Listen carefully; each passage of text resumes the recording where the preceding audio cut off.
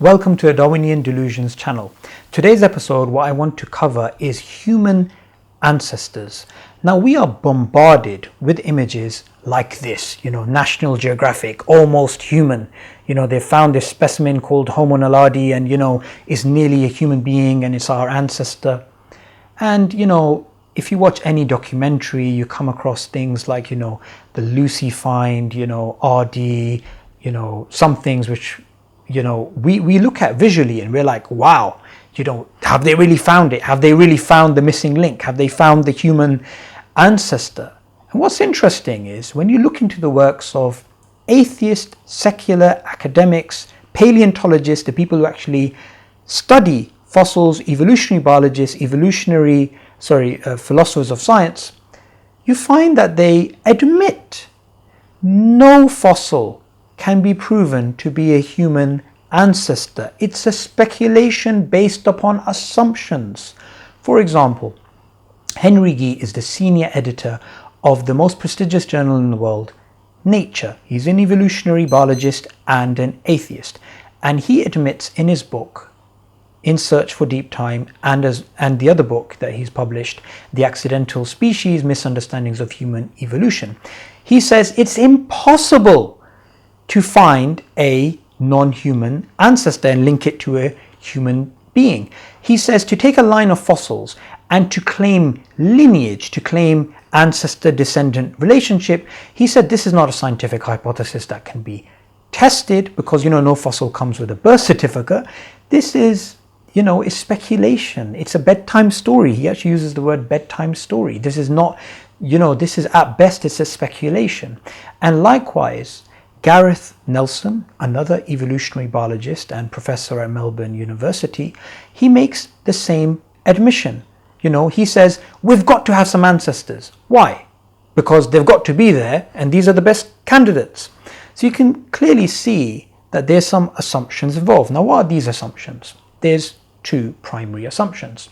There's three assumptions.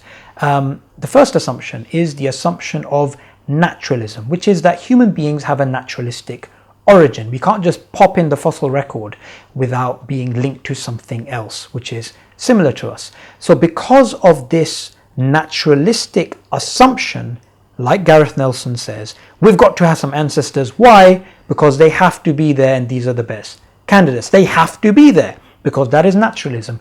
You can go and ask any paleontologist in the world, if there was no fossils at all which existed, we had no fossils at all, would we still have non-human ancestors? They would say yes, because of the assumption of naturalism. Secondly, there is the assumption of homology, which is similarities are due to common descent. So when they find something which supposedly looks similar, they say this must be a human ancestor.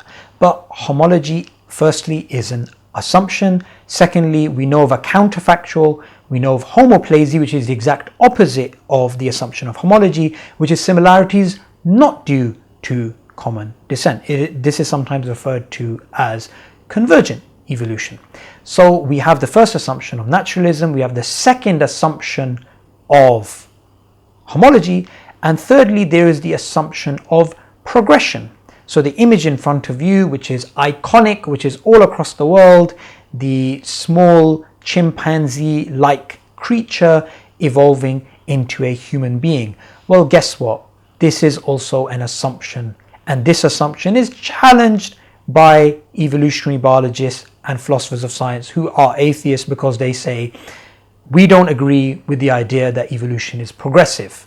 And as Henry Gee mentions in his book, The Accidental Species, we're no more complex than bacteria. Bacteria survive and reproduce, we survive and reproduce. Why should we have this assumption that, we're evolving and we have this progression and we're becoming more and more complex over time? So there's these three assumptions involved when it comes to non-human ancestors. So the next time you come across something like this, you need to understand there's some assumptions involved, there is speculation involved, and it is always disputable.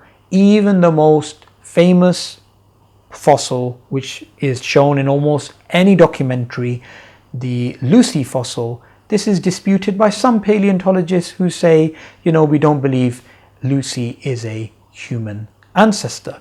Now, even if they all agreed that, this and this and this and this fossil, they all represent the human ancestry, is still a speculation, is still based upon 3 assumptions, and it's still disputable. To find out more reasons why Darwinian evolution is speculative based on assumptions and the disputes that exist amongst evolutionary biologists about its most fundamental ideas, make sure you subscribe.